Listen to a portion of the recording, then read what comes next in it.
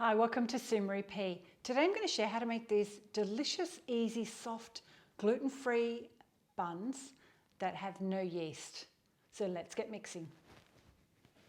So the first step, we need to add some water into this bowl. So I've got 400 mils, or that's 1 cup plus 2/3 of a cup, just room temperature.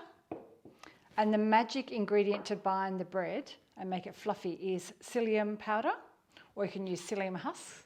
We need to move quickly to make sure that doesn't have any lumps. That was 15 grams or 2 tablespoons. And if you've only got psyllium husks, you can use that, just use slightly more, 20 grams or 2.5 tablespoons. Now I need to rest this for 10 minutes until it goes all thick and gel-like. So grab another bowl and we're going to mix all of our flours. Now we've got 3 different types of flour. I've got 1/2 cup or 65 grams of buckwheat flour. I've got ground flaxseed or linseed.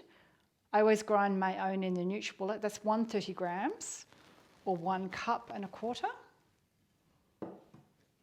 And chickpea flour, 110 grams or 3/4 of a cup. And I haven't experimented with different flour blends yet. 1 teaspoon of salt, 2 teaspoons of baking powder, and a teaspoon of cumin seeds, or cumin seeds. That's optional. I just like the extra flavour in the buns.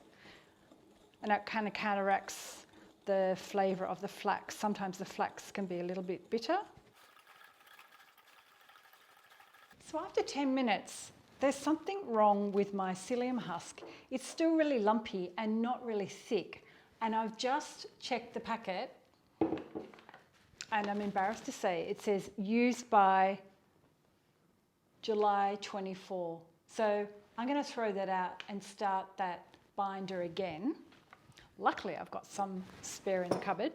So I've got my 400 mils of water again, or grams of water, and I'm going to whisk in the 2 tablespoons or 15 grams of a fresh packet of psyllium powder and see if that makes a difference.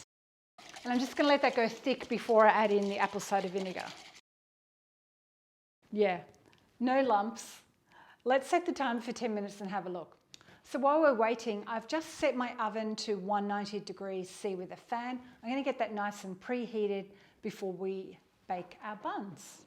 It's only been 3 minutes and look at that. That's perfect. There's no lumps and it's really jelly.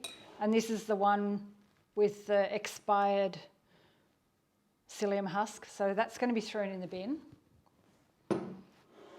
Just going to mix through 3 teaspoons of the apple cider vinegar. So if you're doing this at home, make sure you check your packet before you start baking, not like what I just did. And I don't even think we need to wait the full 10 minutes. After 5 minutes, that's fine.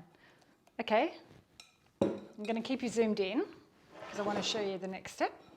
So here's our flour that we mixed before, and I'm going to put in all of that binder. And the easiest way is, if you've got them, wear some gloves, disposable gloves.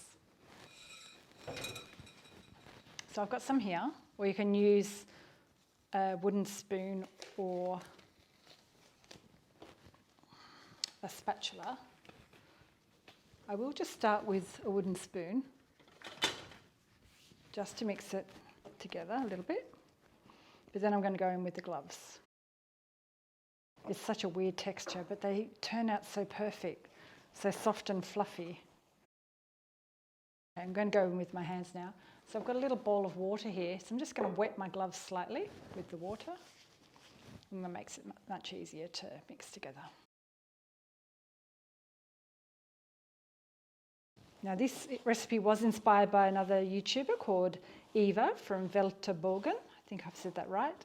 And she does amazing gluten-free breads, and I've just tweaked it slightly. I've changed the measurement slightly, and I've added the seeds.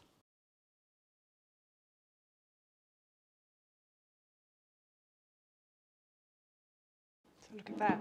We've got this nice dough. So the bread dough's all mixed. I just like doing them on a large baking tray, and I've added baking paper with flour. It's not always necessary to add the baking paper. I just like doing it because it just means cleanup's easier for me. And now we're going to start dividing the rolls or the dough into 8 small pieces. I just like to use rice flour on my bench. So I'm going to bring the dough out of the bowl. So if it feels too moist, you can just add a little bit more of the flour. Okay, now I'm going to divide it into my 8 pieces. It's hard working with sticky gloves.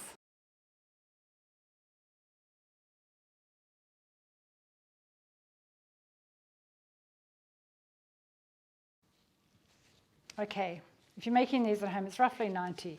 So now I'm just going to grab that water again, add the water to the gloves and roll them so they're a little bit smooth, but we don't need to stretch them out or anything.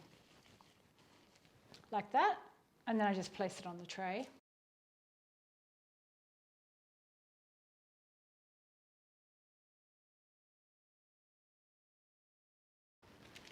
So that's what my bread rolls look like, or buns.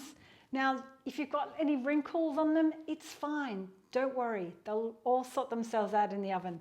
I've got some little sesame seeds. I'm going to put them on, not completely necessary, but they just look great once they're baked.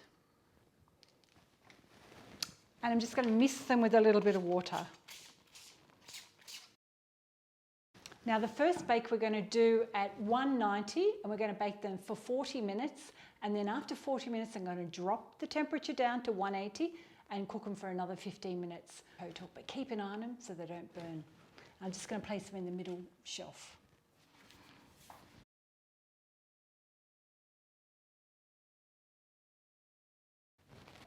So my buns are all cooked, and look at that. Do they look fabulous? They're really soft, yet a little bit crunchy on the outside. We love them toasted with butter and spreads, or you can have them fresh. They're not too big, they're quite a little bun, but they're high in fibre, so they're quite filling. Let me know in the comments below if you give this one a go. And don't forget to hit the bell and subscribe. And I'll pop a few other gluten-free bread recipes up above. Thanks for watching, and I'll see you next time. Hej då from Sweden.